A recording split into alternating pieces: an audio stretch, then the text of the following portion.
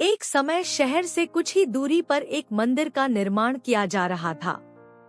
मंदिर में लकड़ी का काम बहुत था, इसलिए लकड़ी चीरने वाले बहुत से मजदूर काम पर लगे हुए थे। यहाँ वहाँ लकड़ी के लट्टे पड़े हुए थे और लट्टे व शहतीर चीरने का काम चल रहा था।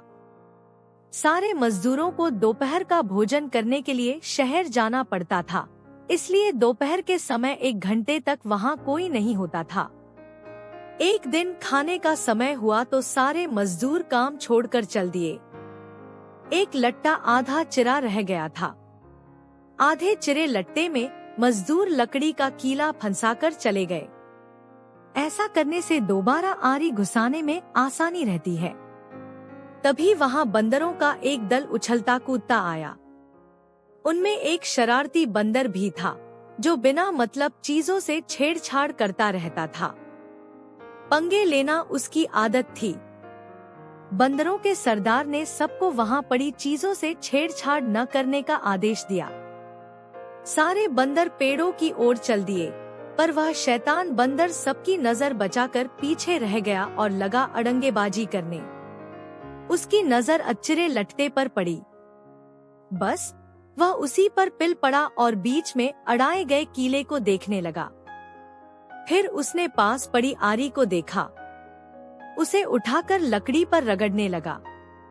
उससे किरर किरर की आवाज निकलने लगी तो उसने गुस्से से आरी पटक दी।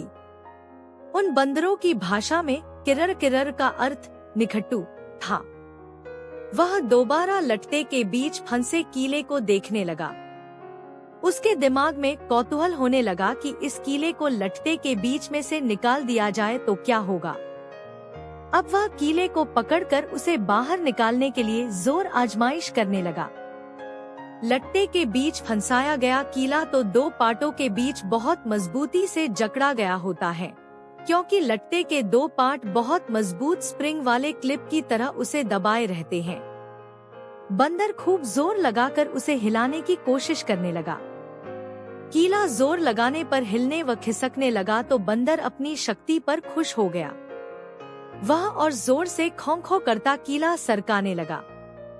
इस धींगा मुश्ती के बीच बंदर की पूंछ 2 पार्टों के बीच आ गई थी, जिसका उसे पता ही नहीं लगा। उसने उत्साहित होकर एक जोरदार झटका मारा और जैसे ही कीला बाहर खिंचा, लट्टे के 2 चिरे भाग फटाक से क्लिप की तरह जुड़ गए और बीच में फंस गई बंदर की पूंछ। बंदर चिल्ला उठा। तभी मजदूर वहां लौटे।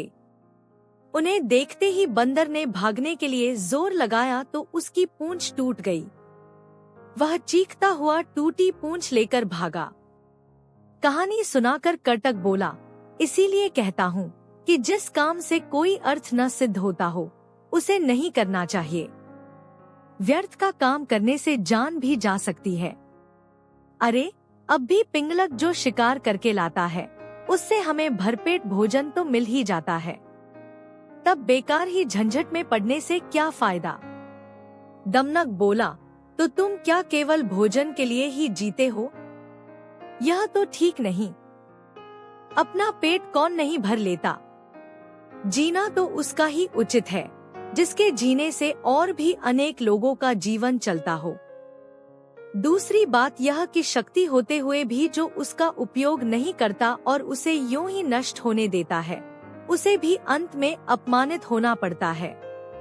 कर्टक ने कहा, लेकिन हम दोनों तो ऐसे भी मंत्री पद से च्युत हैं। फिर राजा के बारे में यह सब जानने की चेष्टा करने से क्या लाभ। ऐसी हालत में तो राजा से कुछ कहना भी अपनी हंसी उड़वाना ही होगा। व्यक्ति को अपनी वाणी का उपयोग भी वही करना चाहिए जहां उसके प्रयोग से किसी का कुछ लाभ हो। भाई, तुम ठीक नहीं समझते। राजा से दूर रहकर तो रईसी इज्जत भी गवा देंगे हम। जो राजा के समीप रहता है, उसी पर राजा की निगाह भी रहती है और राजा के पास होने से ही व्यक्ति असाधारण हो जाता है। कर्टक ने पूछा, तुम आखिर करना क्या चाहते हो? हमारा स्वामी पिंगलक आज भयभीत है। दमनक बोला, उसके सारे सहचर भी डरे ड्रेसे हैं। मैं उनके भय का कारण जानना चाहता हूँ। तुम्हें कैसे पता कि वे डरे हुए हैं? लो, यह भी कोई मुश्किल है। पिंगलक के हाव भाव, चाल ढाल, उसकी बातचीत, आंखों और चेहरे से ही स्पष्ट जान पड़ता है कि वह भयभीत है।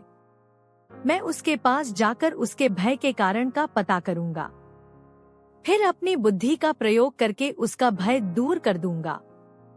इस तरह उसे वश में करके मैं फिर से अपना मंत्री पद प्राप्त करूंगा। कटक ने फिर भी शंका जताई, तुम इस विषय में तो कुछ जानते नहीं कि राजा की सेवा किस प्रकार करनी चाहिए। ऐसी स्थिति में उसे वश में कैसे कर लोगे? दमनक बोला, राज सेवा के बारे में मैं नहीं जानता, यह तुम कैसे कह सकते हो? बचपन में पिता के साथ रहकर मैंने सेवा धर्म तथा राजनीति के विषय में जो कुछ भी सुना, सब अच्छी तरह सीख लिया है। इस पृथ्वी में अपार स्वर्ण है, उसे तो बस शूरवीर, विद्वान तथा राजा के चतुर सेवक ही प्राप्त कर सकते हैं। कटक को फिर भी विश्वास नहीं आ रहा था। उसने कहा, मुझे यह बताओ कि तुम पिंगलक के पास जाकर कहोगे क्या? अभी से मैं क्या कहूँ? वार्तालाप के समय तो एक बात से दूसरी बात अपने आप निकलती जाती है। जैसा प्रसंग आएगा वैसी ही बात करूँगा। उचित अनुचित और समय का विचार करके ही जो कहना होगा कहूँगा। पिता की गोद में ही मैंने यह नीतिवचन सुना है कि अप्रासंगिक बात कहने वाले को अपमान सहना ही पड़ता है, चाहे वह देवताओं के गुरु बृहस्पति ही क्यों न हो। कटक ने कहा, तो फिर यह भी याद रखना कि शेरबाग आदि हिंस्र जंतुओं तथा सर्प जैसे कुटिल जंतुओं से संपन्न पर्वत जिस प्रकार दुर्गण और विषम होते हैं, उसी प्रकार राजा भी क्रूर तथा दुष्ट व्यक्तियों की संगति के कारण बड़े कठोर होते हैं, जल्दी प्रसन्न नहीं होते, और यदि कोई भूल से भी राजा की इच्छा के विरुद्ध कुछ कर दे तो सांप की तरह डसकर उसे नष्ट करते उन्हें देर नहीं लगती। दमनक बोला, आप ठीक कहते हैं। बुद्धिमान व्यक्ति को स्वामी की इच्छा के अनुकूल कार्य करके उसे प्रसन्न करना चाहिए। इसी मंत्र से उसे वश में किया जा सकता है। कटक ने समझ लिया कि दमनक ने मन ही मन पिंगलक से मिलने का दृढ़ निश्चय कर लिया है। वह बोला, ऐसा विचार है तो अवश्य जाओ।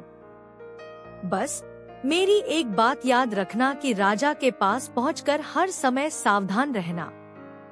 तुम्हारे साथ ही मेरा भविष्य भी जुड़ा है।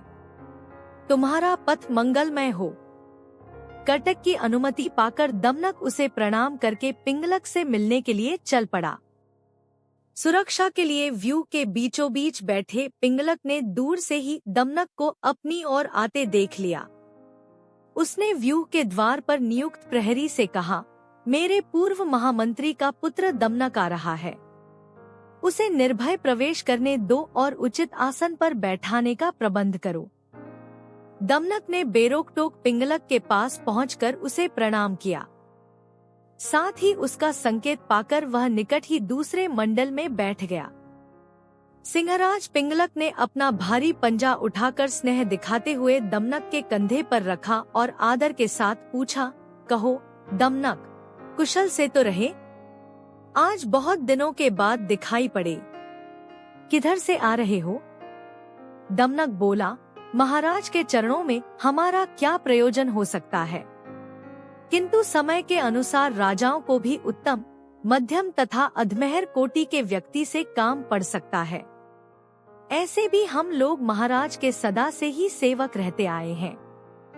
दुर्भाग्य से हमें हमारा पद और अधिकार नहीं मिल पाया है, तो भी हम आपकी सेवा छोड़कर कहाँ जा सकते हैं। हम लाख छोटे और असमर्थ सही, किंतु कोई ऐसा भी अवसर आ सकता है जब महाराज हमारी ही सेवा लेने का विचार करें। पिंगलक उस समय उद्विग्न था। बोला, तुम छोटे बड़े या समर्थ असमर्थ की बात छोड़ो दमनक, तुम हमारे मंत्री के पुत्र हो, अतः तुम जो भी कहना चाहते हो निर्भय होकर कहो। अभयदान पाकर भी चालाक दमनक ने राजा के भय के विषय में सबके सामने बात करना ठीक नहीं समझा। उसने अपनी बात कहने के लिए एकांत का अनुरोध किया। पिंगलक ने अपने अनुचरों की ओर देखा। राजा की इच्छा समझकर आसपास के जीव जंतु हटकर दूर जा बैठे। एकांत होने पर दमनक ने बड़ी चतुराई से पिंगलक की दुखती रग ही छेड़ दी। बोला, स्वामी, आप तो यमुना तट पर पानी पीने जा रहे थे, फिर सहसा प्यासे ही लौटकर इस मंडल के बीच इस तरह चिंता से व्यग्र होकर क्यों बैठे हैं? दमनक की बात सुनकर सिंह पहले तो सकुचा गया, फिर दमनक की चतुराई पर भरोसा करके उसने अपना भेद खोल देना उचित समझा। पल भर सोचकर बोला, दमनक, यह जो रह रहकर गर्जनासी होती है, इसे तुम भी सुन रहे हो ना? सुन रहा हूँ महाराज। बस इसी के कारण मैं क्षुब्ध हूँ। तट पर यही गर्जना बार बार हो रही थी। लगता है इस वन में कोई विकट जंतु आ गया है। जिसकी गर्जना ही इतनी भयंकर है, वह स्वयं कैसा होगा? इसी के कारण मैं तो यह जंगल छोड़कर कहीं और चले जाने का विचार कर रहा हूँ। दमनक ने कहा, लेकिन मात्र शब्द सुनकर भय के मारे अपना राज्य छोड़ना तो उचित नहीं है महाराज। शब्द अथवा ध्वनि का क्या है? कितने ही बाजों की ध्वनि भी गर्जना की सी बड़ी गंभीर होती है, और अपने पुरखों का स्थान छोड़ने से पहले पता तो करना ही चाहिए कि ध्वनि का कारण क्या है। यह तो गोमायु गीदड़ की तरह डरने की बात हुई, जिसे बाद में पता चला कि ढोल में तो पोल ही पोल है। पिंगलक ने पूछा, गोमायु गीदड़ के साथ क्या घटना हुई थी? दमनक गोमायु की कहानी सुनाने लगा।